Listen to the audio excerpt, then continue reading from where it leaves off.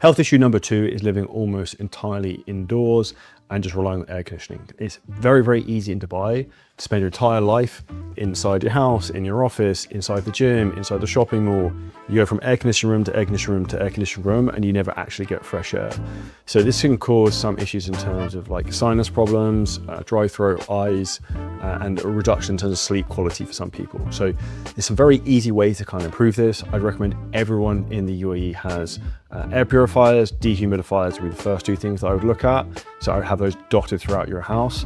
And what's wild is when you see the amount of water that these pull out from the air is mad. The second thing is you can actually get plants that you can put in your house that can actually purify the air. So there's where I got them from plantsworld.ae, and they have an indoor air purifying plant section. And I just stocked up and bought like a plant for every room. Now, from a science point of view, to have enough plants to actually try to make a significant difference, you'd basically have to live in the Amazonian jungle with the amount of plants you'd have in your house. But I think it's probably a good thing to have some type of plants in there. And I think it also makes you feel maybe more at home if you're also from Northern Europe in that respect.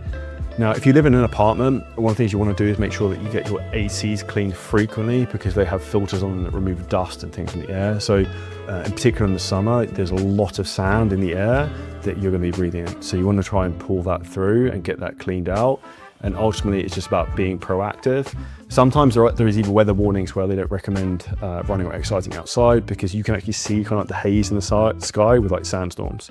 Now, do I abide to that and listen to it? Not really. And have I been running in July, August at night when it's really humid and the air quality is probably not great? Yes, but I'm also a fit young guy. So I'd recommend you don't need to live in fear that you can't go outside, but the point of this video is to try and look at things you can do to improve this. So 1 would be get your air filters cleaned. 2 would be have air purifiers and dehumidifiers in your apartment. And 3 is if you can have some things like plants that help to naturally clean the air. These will all combine to have a positive effect. The last thing I'm also going to say is try to go outside at some point every single day, because a lot of people don't actually do this. I think in Dubai, it's probably easier than anywhere else. Just go from AC to AC to AC. Health issue number 3 is relying on long-term, lower quality food that's imported into Dubai. Now, this is something most people don't realize, the amount of food that's maybe imported even from places like New Zealand, like lamb, stuff that comes from Portugal, France, from Europe, is wild. Beef from Australia, like lamb here, this is from Australia, for example. Now, these meats, when they actually brought into the country, also have radiation in terms of whether it's X-rayed and scanned they're coming in, which if you're having that over and over and over again, is going to kind of have a cumulative effect. Also, if you're an eco-warrior, not that I particularly am, probably not the best thing for the environment to be importing food from the other side of the planet to exactly where you're living. So one of the things you can do to help this situation from your own health perspective and also from an environmental perspective is to try and choose food that actually comes locally. And there is a lot of stuff that actually is grown and produced in the UAE or in the Middle East region that isn't shipped from miles away.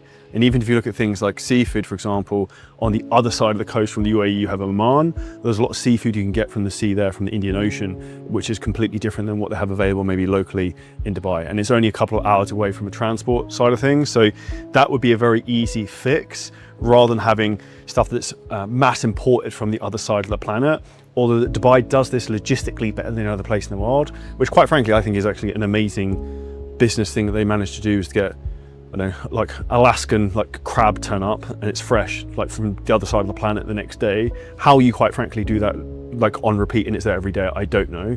So credit to them for the system to do that. Just from a health perspective, it's probably not the greatest thing over and over and over again from what some of those foods could be exposed to longer term. The other issue I've seen is if you get, like anywhere, if you buy the cheapest meats or the cheapest foods, like if you go in Kareem and buy the cheapest chicken breast that's frozen and from who knows where, the likelihood of you having some type of stomach discomfort is going to be much higher than if you buy kind of better quality stuff that's also fresh. So this is no different than if you live in the UK and the US. And I would also say, having spent a lot of time in the US, I think the food quality in the UAE, regardless of you importing it, is far superior than what's available in the US, because whenever I go there, I get constant stomach issues. If you enjoyed this clip and you're a business owner, content creator, or coach, and you want help in terms of exactly how to scale your business to the next level using ads, AI, VSLs, setters and building teams that basically monetize your business and monetize your knowledge, but without you having to press all the buttons. It's never been easier than before.